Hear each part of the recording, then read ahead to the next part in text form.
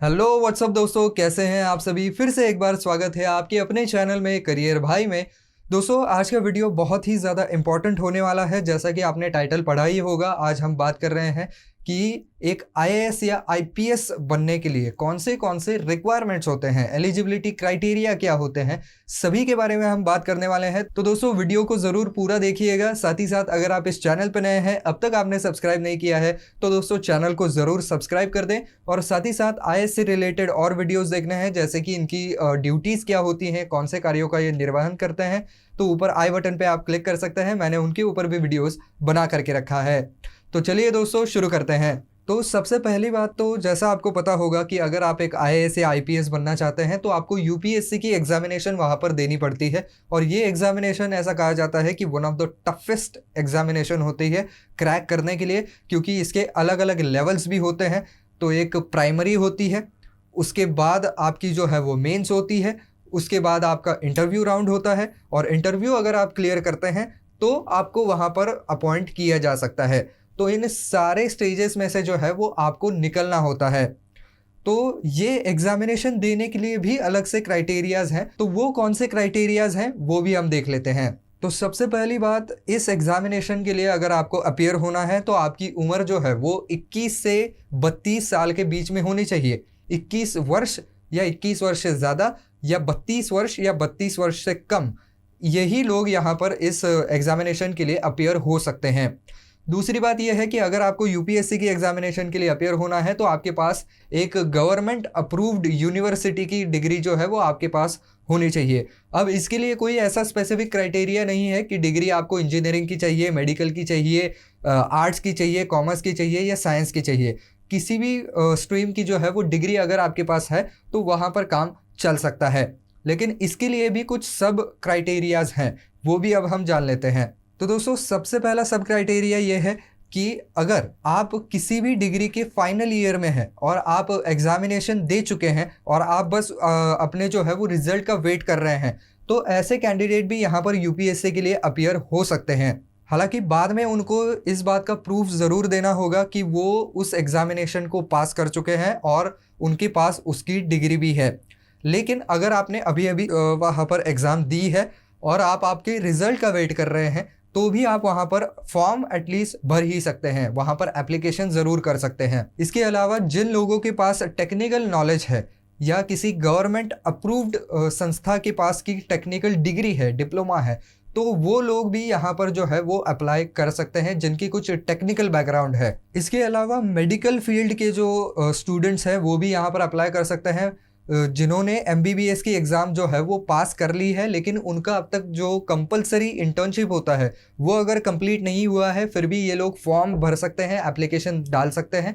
लेकिन बाद में जो है वो उनको सारे सर्टिफिकेट्स वहाँ पर डालने पड़ेंगे, वहाँ पर दिखाने पड़ेंगे कि हमने इंटर्नशिप जो है वो पूरी कर ली है और हमने एमबीबीएस भी जो है वो पास कर लिया है। और वो उनके यूनिवर्सिटी का ही सर्टिफिकेट वहाँ पर होना चाहिए, जिस कॉलेज से वो पढ़ाई कर रहे हैं उनका सर्टिफिकेट होना चाहिए कि हाँ, इन्होंने इंटर्नशिप भी करी है और एमबीबीएस की डिग्री भी ये पा चुके हैं। अब बात करें अगर पर्टिकुलरली आईएएस या आईपीएस के लिए, अगर आप चाहते हैं कि सारी एग्जामिनेशंस पास होने के बाद आपका ओहदा आईएएस या आईपीएस का हो, तो उसके लिए कुछ और सब कैटेगरीज हैं, कुछ और क्वालिफिकेशंस इसके लिए लगते हैं।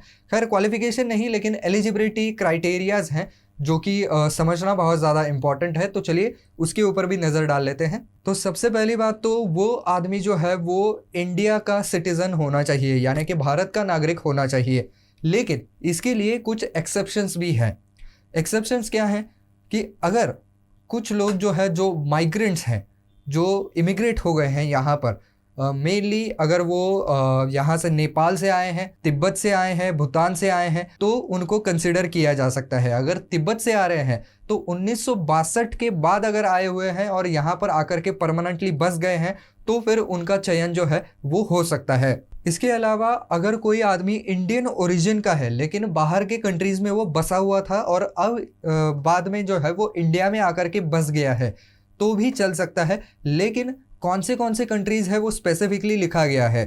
तो सबसे पहली कंट्री है पाकिस्तान। अगर इंडियन ओरिजिन का आदमी है लेकिन पाकिस्तान में रहता था, अभी यहाँ पर आकर के बस चुका है, तो चलेगा। इसके अलावा बर्मा से आया हुआ है यानी कि म्यांमार से आया हुआ है, श्रीलंका से आया हुआ है, east African countries of Kenya, Uganda, United Republic of Tanzania. इसके अलावा अगर जाम्बिया से आया हुआ है, मलावी से आया हुआ है, इथियोपिया से आया हुआ है, इसके अलावा जायरे या वियतनाम से आया हुआ है। इन सारे देशों में से कहीं से भी वो आदमी अगर आया है जिसका ओरिजिन इंडियन है लेकिन वहां पर रहता था, अब यहाँ पर सेटल हो चुका है, तो उसका चयन इस सर्विसेज के लिए जो है वो हो सकता है। वो आदमी आईएएस या आईपीएस के ओहदे पर बैठने के लिए एलिजिबल हो सकता है। लेकिन इसके अंदर एक और क्लॉज है, जो लोग नेपाल से आए हुए हैं, भूटान से आए हुए हैं और यहाँ पर जो है वो तिब्बत से आए हुए हैं 1962 के बाद, तो ये लोगों को जो है वो अपना एलिजिबिलिटी सर्टिफिकेट वहाँ पर दिखाना पड़ता है, वहाँ पर प्रोड्यूस करना पड़ता है। इसके अलावा जो लोग इंडियन ओरिजिन के हैं लेकिन बाहर के कंट्रीज़ में रहते हैं, अब इंडिया में आकर के रह गए हैं, उनके लिए भी ये सर्टिफिकेट जो है वो देना अनिवार्य होता है और इसके लिए जो है वो अलग से एग्ज़ाम भी देनी होती है और उसके बाद गवर्नमेंट ऑफ इंडिया उनको जो है वो ये सर्टिफिकेट इशू करता है और उसके बाद ही ये लोग जो है वो इस एग्जामिनेशन के लिए एलिजिबल होते हैं या आईएएस या आईपीएस के ओहदे के लिए एलिजिबल होते हैं। हालांकि जो लोग यहाँ पर नेपाल, भूटान या तिब्बत से आए हुए हैं, इन लोगों को इंडियन फॉरेन सर्विसेज के अंदर नियुक्त नहीं किया जा सकता है, केवल आईएएस या आईपीएस के ओहदे तक ही इनको जो है वो नियुक्त किया जा सकता है। उसके ऊपर के रैंक के लिए इनको नहीं नियुक्त किया जा सकता।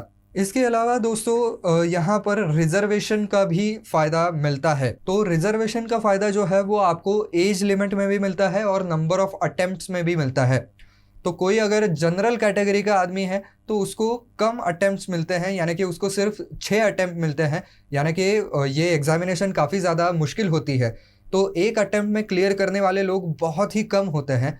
तो इसकी वजह से मैक्सिमम नंबर ऑफ अटेम्प्ट्स जो है वो ओपन कैटेगरी के लिए केवल 6 हैं। तो यहाँ पर एज कितना रहेगा, यानी कि एज लिमिट कितनी रहेगी, तो एज लिमिट भी यहाँ पर 32 इयर्स की ही है। यहाँ पर कोई भी इसमें बढ़ोतरी नहीं मिलती है ओपन कैटेगरी वाले लोगों को, जो कि बहुत ही एक दुर्भाग्य वाली बात है, क्योंकि बाकी सारे जो रिजर्व कैटेगरी में लोग आते हैं उनको काफ़ी इसमें रिलैक्सेशंस मिलते हैं। हालांकि ईडब्ल्यूएस का रिजर्वेशन ऐड होने के बावजूद भी यहाँ पर जो है वो एज लिमिट में कोई रिलैक्सेशन नहीं मिल रहा है, और तो और अटेम्प्ट्स जो है उसके अंदर भी कोई ज़्यादा बढ़ोतरी नहीं हो रही है। 6 ही अटेम्प्ट्स आप दे सकते हैं। बात करें अगर ओबीसी कैटेगरी के लोगों की, तो ओबीसी कैटेगरी के जो लोग हैं जिनके पास सर्टिफिकेट है कि वो ओबीसी कैटेगरी से हैं, तो उनको 9 अटेम्प्ट्स देने की जो है वो यहाँ पर सहूलियत मिलती है। वो 9 बार अटेम्प्ट दे सकते हैं और उनके लिए जो एज लिमिट है वो भी 32 साल की नहीं बल्कि 35 साल की होती है।